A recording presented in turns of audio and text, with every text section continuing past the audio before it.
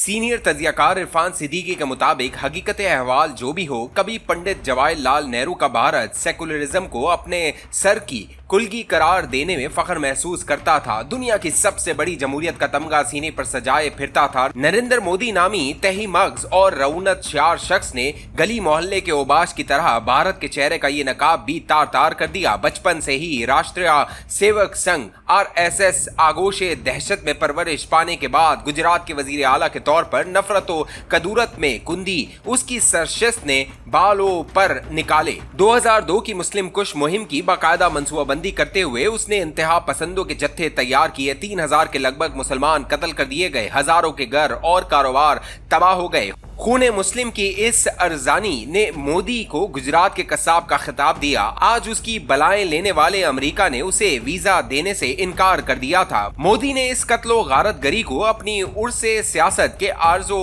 रुखसार का गाजा बनाते हुए अपनी सियासी हिकमत अमली का बुनियादी नुक्ता बना लिया। उसने जान दिया कि आगे बढ़ने, कांग्रेस को पीछे धकेलने, मजहब के नाम पर सस्ती जज्बातियत उबारने और नफरत की दरारें डालने से ही वो वजारत उज़्मा के मनसब तक पहुंच सकता है। सो उसने यही राह इख्तियार की और कामरान ठहरा। आज मोदी का भारत अक़लियतों बिलखुसूस मुसलमानों की कत्लगाह बन चुका है। 22 करोड़ मुस्लिम आबादी खौफ और हिरास के आलम में शब रोज गुजार रही है, जिसकी जवान नस्ल के लिए किसी भी शोबे जिंदगी में हुनर आजमाने के तमाम रास्ते बंद हैं। नरेंद्र मोदी बड़ी मेहनत और लगन के साथ नफरतों की फसल परवान चढ़ा रहा है। भारतीय माशरा तहम्मुल, बर्दाश्त, हमदर्दी, मजहबी रवादारी और पुरअमन बकाए बाहमी जैसी उजली इंसानी इक़दार का मरघट बन चुका है। मोदी की सियासी हिकमत अमली का दूसरा अहम जुज पाकिस्तान दुश्मनी है। वक्फे वक्फे से पाकिस्तान पर वार करना, बेसरोपा इल्जाम आयद करना, झूठ पर मबनी दास्ताने गढ़कर दुनिया को गुमराह करना, पाकिस्तान के अंदर दहशतगर्दी करने वाले मुल्क दुश्मन अनासिर को हर नौ के वसाइल फराम करना, ख्वारिज और इंतशारी कुव्वतों की परवरिश और नमू इसकी बड़ी तरजीहात बन चुकी है। यही उसकी सियासी कामयाबी की कुलीद है, जिसके जरिए वो 11 बरस से प्रधानमंत्री की कुर्सी पर बैठा है। मकबूजा कश्मीर की सूरत हाल गजा से कम संगीन नहीं। गुज़िश्ता 3 दिहाइयों में 90,000 से जायद कश्मीरी शहीद हो चुके हैं। 25,000 खवातीन बेओगी की स्याह चादर ओढ़े बैठी हैं। 10,000 से जायद दुख्तरे ने कश्मीर की असमतें लुट चुकी हैं। हजारों जेलों में गल सड़ रहे हैं। उनकी इबादत गाहें महफूज हैं, न कारोबार, घर, न जायदादें। 2019 में भारतीय आईन के आर्टिकल 370 पर भी कुल्हाड़ा चला दिया गया, जो मकबूजा कश्मीर को खुसूसी तहफ़्फ़ुज़ात देता था। अब वहां तेजी से अक्सरियत को अक़लियत में बदला जा रहा है। जोर जबरदस्ती से भारत में जम कर दिया जाने वाला खित्ता जन्नत नजीर आहिस्ता आहिस्ता तहलील होकर नफरतों की चिताह का रिस्क बन रहा है। माजी की मुतअद्दिद दहशतगर्दाना वारदातों की तरह पहलगाम भी हर पहलू से भारतीय खुफिया कारों की टेक्साल में धुला मंसूबा दिखाई देता है। 7 लाख से जायद भारतीय फौज बस्ती बस्ती गली गली मोर्चे संभाले बैठी है। कदम कदम पर चौकियां हैं। हर 8 कश्मीरियों पर एक बंदूक बरदार खड़ा है। पहलगाम के मारूफ सियाती मकाम पर ऐसे वाकयात पहले भी होते रहे हैं। भारतीय फौज और उसकी एजेंसियां कहां थीं? गैर मुल्की या मुल्की सयाहों को भेड़ बकरियों के लावारिस गले की तरह क्यों छोड़ दिया गया? भारतीय कहानी के मुताबिक सिर्फ 4 दहशतगर्दों को इतना वक्त कैसे मिला कि वो सरे बाजार एक एक सयाह का इंटरव्यू लेते, शनाख्त करते और बसत इत्मीनान उनके सीनों में गोलियां दागते रहते? अभी किसी जख्मी को अस्पताल भी नहीं पहुंचाया था कि 10 मिनट के अंदर अंदर पाकिस्तान के खिलाफ FIR कट गई और उसे कटहरे में खड़ा कर दिया गया। कश्मीर को तकसीम करने वाली 740 किलोमीटर तवील लाइन ऑफ कंट्रोल पर बुलंद कामत फौलादी बाढ़ लगी है। थोड़े थोड़े फासले पर तेज रोशनी में 400 निगाह रखने वाली चौकियां हैं। इस बाढ़ से पहलगाम का फासला 200 किलोमीटर से जायद है। पाकिस्तानी दहशतगर्द कौन सी तिलस्माती उड़न तश्तरी में बैठ आए और 2 दर्जन से जायद सयाहों को हलाक करके सहूलत के साथ वापस चले गए? अगर आसपास कोई जंगल भी है तो किस कदर गना है कि दहशतगर्द वहां खेमे गाड़े बैठे रहे, तरबियत ली, मंसूबा तैयार किया, रिहर्सल की और फिर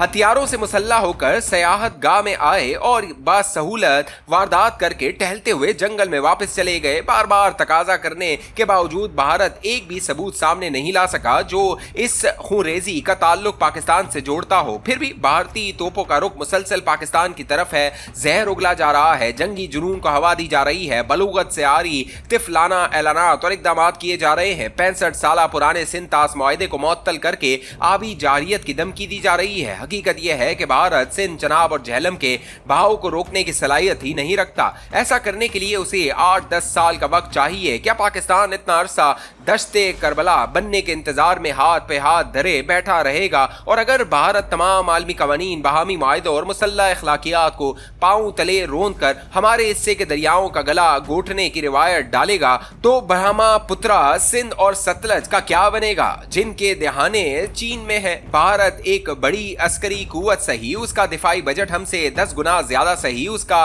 असला खाना हलाकत आफरी हथियारों से लेस सही, लेकिन भारत को इतनी खबर तो होनी चाहिए कि बंदूकों, मशीन गनों, तोपों, टैंकों और बख्तरबंद गाड़ियों वाला जमाना लद गया। पाकिस्तान और भारत दोनों की टोकरियों में नाकाबिले तसव्वुर तबाहकारी फैलाने वाले ताबकारी अंडे धरे हैं। आलम यह है कि पहलगाम दहशतगर्दी के मुबैना 4 मुलजिमों में से अभी तक कोई एक भी गिरफ्त में नहीं आया। तहकीक और तफ्तीश के लिए अब यह मामला नेशनल इन्वेस्टिगेशन एजेंसी NIA के सुपुर्द कर दिया गया है। आज एक हफ्ता हो गया अपने और दुनिया भर के अवाम की आंखों में धूल झोंकने के लिए टामक टोइयां जारी हैं। बात बन नहीं पा रही और झुंझलाहट बढ़ रही है। अच्छा होता कि फॉल्स फ्लैग ऑपरेशन के स्क्रिप्ट राइटर्स पाकिस्तान के मुलव्वस होने के शवाहिद को भी जाली तमसील में समो देते। जब भी अमेरिका से कोई बड़ा भारत के दौरे पर आता है, भारत सिर्फ पाकिस्तान पर इल्जाम धरने के लिए आग और बारूद का ऐसा तमाशा जरूर रचाता है। 2000 में सदर क्लिंटन के दौरे को 40 के लगभग सिखों के लहू का नजराना पेश किया गया और अब गरम जोश मेजबानी के लिए अमरीकी नायब सदर के हुजूर 2 दर्जन से जायद सयाहों के सर तश्त में सजा कर नजर कर दिए गए। मेजबानी का हक तो अदा हो गया, लेकिन दुनिया के बाजार सियासत में भारतीय बयानी का खरीदार कोई नहीं। ये सूरत हाल मोदी का फिशारे खून बढ़ा रही है। वो असरात और नताइज से बेनियाज होकर कोई भी अहमकाना कदम उठा सकता है। ये अलग बात कि उसे जवाब में वही कुछ मिलेगा जो किसी भी अहमकाना कदम के रद्द अमल में मिला करता है।